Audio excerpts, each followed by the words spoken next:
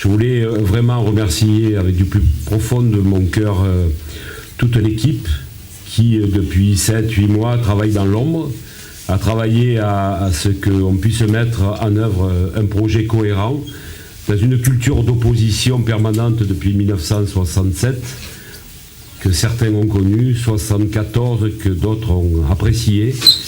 Nous sommes arrivés à nous entendre sur le fond et sur la forme. Je dirais avec beaucoup de débats, mais avec beaucoup d'honnêteté. Je remercie sincèrement les 40 membres, les 16 membres qui sont dans le DC2R, les membres qui sont experts. Je vous épargnerai le fait de montrer tout le monde aujourd'hui. On vous présentera tout à l'heure simplement un organigramme d'un bureau directeur, puisque le travail ne commencera que demain en fait, même si cette ligue en particulier a beaucoup avancé. Je voulais aussi vous raconter une petite anecdote très rapide.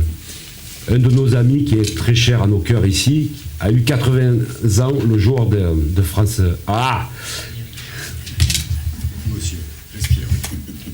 a eu 80 ans le jour de France All Black. Ses enfants lui ont offert une place, bon je ne vais pas y arriver, excusez-moi, une place au Stade de France, et j'ai eu le plaisir de l'accompagner. Il me disait que pendant longtemps il avait soutenu Albert Ferras, il avait soutenu le président Lapassé, le président Camus, et un jour il a pensé que c'était plus possible. Il a œuvré pour Bernard Laporte. Et pourtant, c'était quelqu'un qui, pour lui, défrayait la chronique. Il y a quelques semaines, en parcourant le beau département du Vaucluse, j'ai rencontré une personne qui a eu lui aussi 80 ans. Il n'est pas allé voir France All Black, mais qui m'a raconté la même histoire et qui est devenu Laportien. Il est devenu Laportien parce qu'il a souhaité, avec nous tous, sans doute, combattre ce qui a été à un moment donné du clientélisme, des projets qui étaient très égocentrés, qui étaient peu ouverts sur les clubs, les licenciés. Vous savez comme moi que Bernard et nous tous, nous avons traversé des moments très difficiles, notamment médiatiques, puisque personne ne nous épargne, personne ne l'épargne.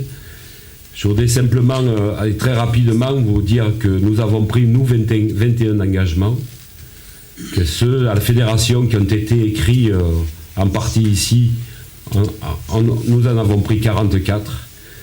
Je ne vous parle pas qu'aujourd'hui, nous avons réussi avec 83,3% la réforme statutaire en Avignon, que nous avons réussi aujourd'hui la territorialisation, puisque 13 candidats ont été élus démocratiquement, avec plus de 95% des voix. La dernière élection élective, c'était 13% des présents. Donc c'est un vrai processus démocratique qui va être utilisé le plus souvent possible pour interviewer les clubs, pour qu'on ait vraiment leur position. La territorialité étant réglée, accessoirement, la démocratie s'est exprimée avec 11 candidats qui sont favorables à Bernard Laporte et 2 qui le sont moins, mais les 13 travailleront ensemble.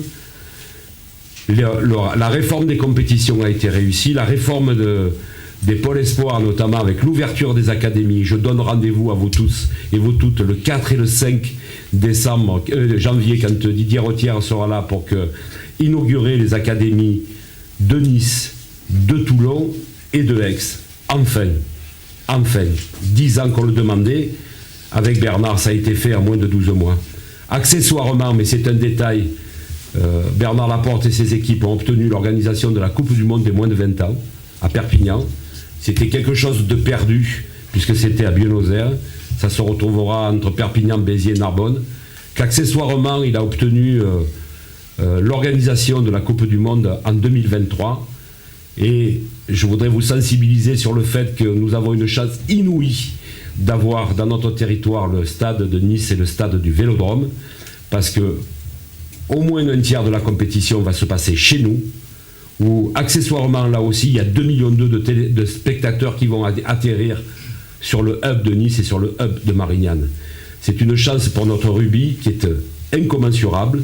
C'est une chance parce que si nous réussissons, ça sera des écoles de rugby qui seront pleines, ça sera l'emploi déjà évalué de plus de 200 cadres techniques, puisque ceux-ci seront et ceux-là seront embauchés au plus tôt au mois de juin, au plus tard au mois de septembre et au mois d'octobre. Donc 200 cadres techniques qui vont venir renforcer nos équipes. Pour vous donner un ordre d'idée, je le disais hier soir dans le Var, de 0, ils vont passer à 6. Il va falloir qu'on les occupe, sans qu'ils aillent entraîner et sans qu'ils soient joueurs. Ça veut dire qu'ils seront à 100% à la disposition du rugby amateur.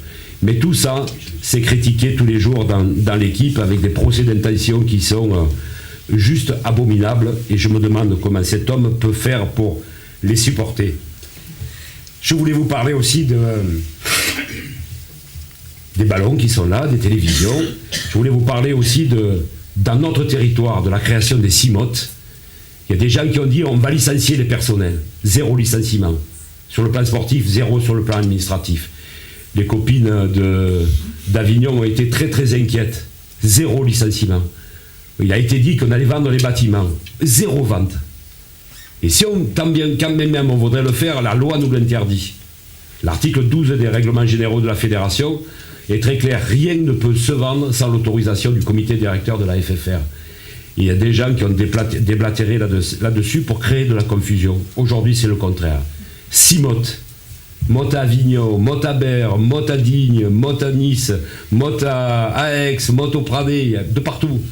Il va falloir simplement les remplir, les amis. Alors ce soir, bien entendu qu'on va être dans l'euphorie, parce que les élections sont gagnées, mais il va falloir demain travailler. Merci beaucoup.